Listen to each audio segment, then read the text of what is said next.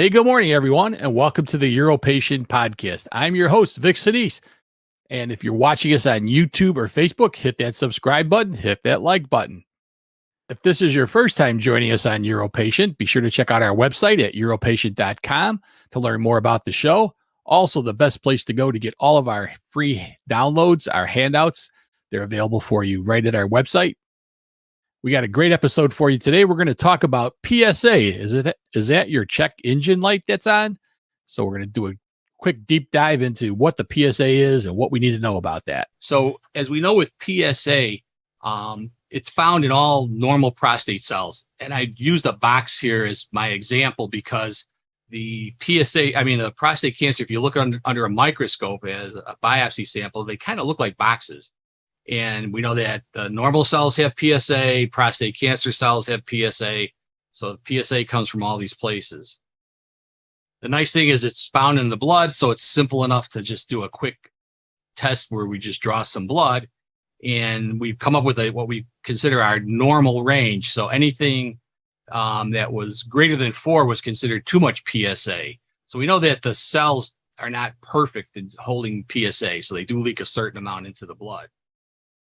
And so what we have here is a patient with normal prostate cells and cancer cells. They all contain PSA. And one of the theories is that with cancer, it causes destruction of the cells. And again, look under a microscope at a cancer, prostate cancer, and you'll kind of see that the cells are nice boxes where it's not cancer and these kind of blown out looking things where it isn't. So it kind of makes sense that, the PSA would stand a better chance of leaking out of those boxes, and we would see a higher concentration of PSA.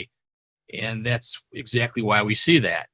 Now, with any test, we always want to kind of weigh the difference between how sensitive it is and how specific it is. So, for example, digital rectal exam, sensitivity. Well, until there's a nodule, really, you don't feel anything, so you're detecting prostate cancer when it's gotten to be pretty advanced. Specific, it could be a stone, it could be a prostate cancer, or it could even be a little cyst or something. So it's not a very sensitive, not a very specific test, but it was the best we had. That was our screening. So again, we look at those two measures. Now, when we look at PSA, what we have is a unique ability to be very sensitive. Some would argue too sensitive at picking up prostate cancer at the cellular level before it starts to spread and become a hard enough nodule. What we don't have is a very specific, meaning that when PSA is elevated, it's not just because of cancer. But in 1994, the FDA did give the nod because of the sensitivity to use PSA as part of a screening routine for men with prostates. I guess all men have prostates. So for our prostate group. So anybody 50 years or older should have a PSA and a digital rectal exam as of 1994. And they kind of ignored the fact that the specificness of the test wasn't there. I'm avoiding saying that word because I keep stumbling over specificity. BPH, prostate, UTIs, digital rectal exams, ejaculation, exposure to Agent Orange. We have a lot of Vietnam vets who have hit that prostate age. All can cause the PSA to go up. And one of the other things is sensitivity can be adjusted based on age. Now, it's not a real thing that we adjust. It's an artificial adjustment. And basically what we've done is said that, hey, probably somebody who's very young, we need to catch their cancer because they're the ones that are going to die of prostate cancer. And somebody who's very old, maybe we shouldn't be catching all these cancers because they're going to probably die with prostate cancer. So you can adjust the numbers. So the sensitivities, as you can see from my chart here, for a young man under 50 is up to 2.5. For an older man, 70 and older, up to, 6.5. So it's an artificial adjustment, but it does make sense that you don't want to detect too many cancers. And it probably makes sense, the chicken and the egg. So we have PSA coming along, and that's going to drive biopsies. And that's exactly what it did. Once we started using it as a screening exam, the numbers of biopsies went up tremendously. Of course, the chicken and the egg, if you do more biopsies, you're probably going to detect more prostate cancer. And that's exactly what happened. So much so that in 2008, a group of many of the medical groups started getting together and saying, wait a second, this is a little bit too much. We may be doing more damage than good. And the thought was detecting prostate cancer early may not reduce your chance of dying from prostate cancer. That's important. It's always nice to diagnose cancer, but these very low grade tumors that tend to act more like benign tissue are being diagnosed along with aggressive tumors like, your Gleason 7s, but they shouldn't all be treated the same. And it'd be nice if we could not detect those very small tumors. Plus, a number of PSAs have, negative results. So what we really needed to do was to find a way to increase the specificness of the PSA test. Otherwise, it's just like flipping a coin, the accuracy just based on PSA alone. So one of the first things that came along is a test called free versus total PSA. And we know that some of the PSA is not bound to other proteins. So you can measure that as it compares to total PSA. And we get this table. And basically, there's a couple caveats. Number one, it only works on PSAs between a level of 4 and 10. And the percentage would then indicate that if it was a very low percentage, that there's a very high probability of finding prostate cancer. Now, that's just finding all prostate cancers. Really, what I think the goal is to find high-grade prostate cancers. PSA density is another option that we look at. PSA density is often not performed ahead of biopsy. It's done usually during a biopsy. The PSA, you measure the volume of the prostate, but at least it gives us an indicator for a big prostate probably causes more PSA to be produced. It just makes sense. You've got more mass. It's going to leak out more PSA, and that would explain it. And if you divide the two and your number comes out to be less than 0.15, your risk of it being due to cancer is less. It's probably caused by large prostates. So we already do a biopsy anyway, and when the results come back and it's negative, the doc can feel pretty comfortable saying, hey, you probably just have a big prostate. That's why your PSA went up. Now, this is the one that I think is one of the most promising, and it's called ISO-PSA. And at this point in my career, I kind of pick and choose what I like to do, and the prostate work is really my favorite. So I'm really involved in prostate biopsy. I'm involved in the procedures, UroLift and Resume that treat prostate enlargement. But with the prostate biopsy, this is a new one that just started popping up on our test. And I see two scores, the ISO-PSA and the regular PSA. ISO-PSA is 80% accurate in predicting high-grade cancer. Now, that's important. That's what we want to go after. So for those that are wondering what ISO-PSA is, so instead of looking at the concentration like PSA, how much, how concentrated it is in the blood, you can actually look at the structure of the PSA. And there's by adding a reagent, it breaks it into two ISO components. And you can look at those just like, as you remember from your old chemistry set, oil and water, oil floats on water. So the same thing happens. And you can find the ratio of where this breakdown is and utilize that number to predict who should be receiving a biopsy and who probably doesn't need a biopsy.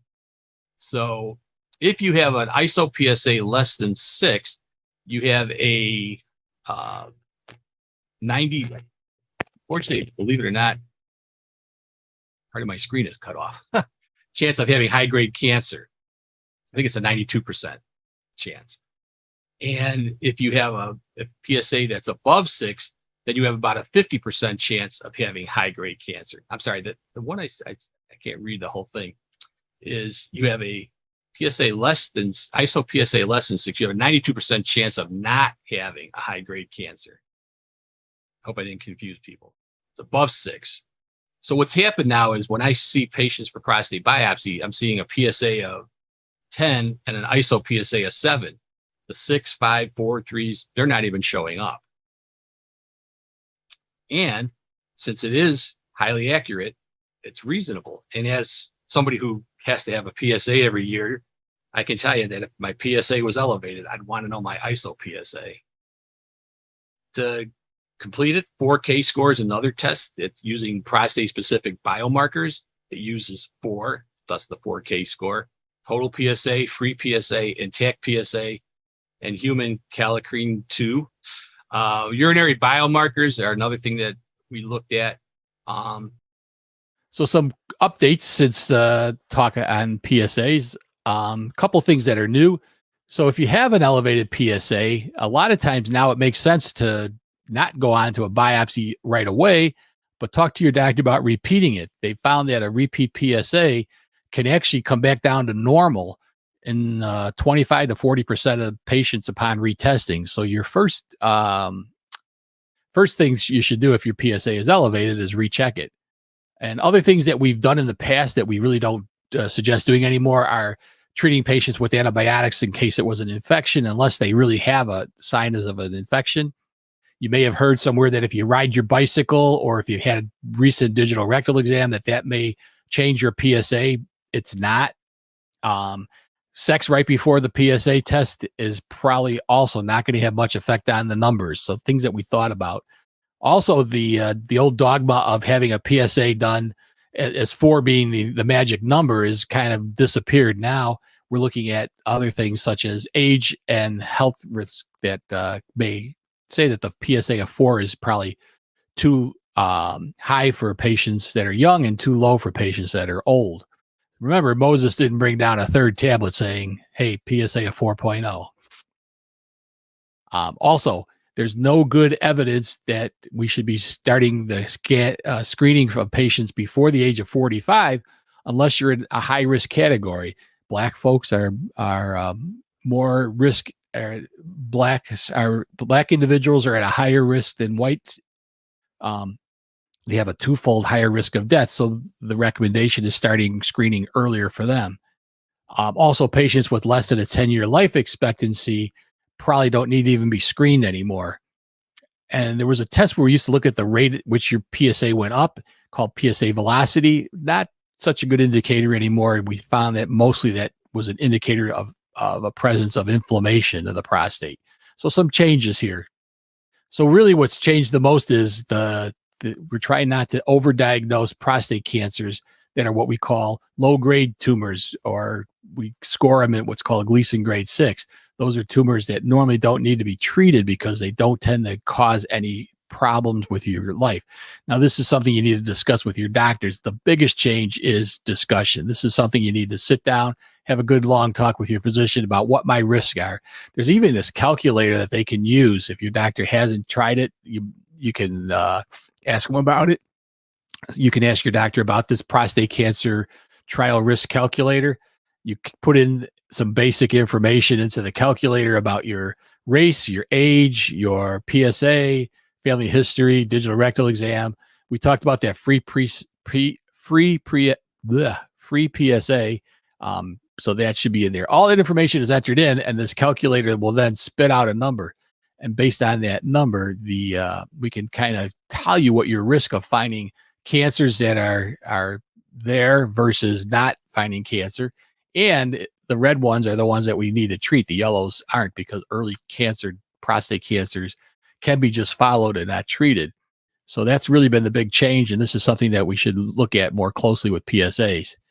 So with that, I'd like to thank you for tuning into today's show. Hopefully that gives you some new information about what that PSA number is. It's really your check engine light. Sometimes it goes on, there's nothing wrong with the car. Sometimes it goes on, there is something wrong with the car. Next week, we're going to have a discussion on circumcision. What's involved with the circumcision? Should you even have your pencil sharpened? Why we do it? Talk about child versus adult circumcision. So join us next week for that episode.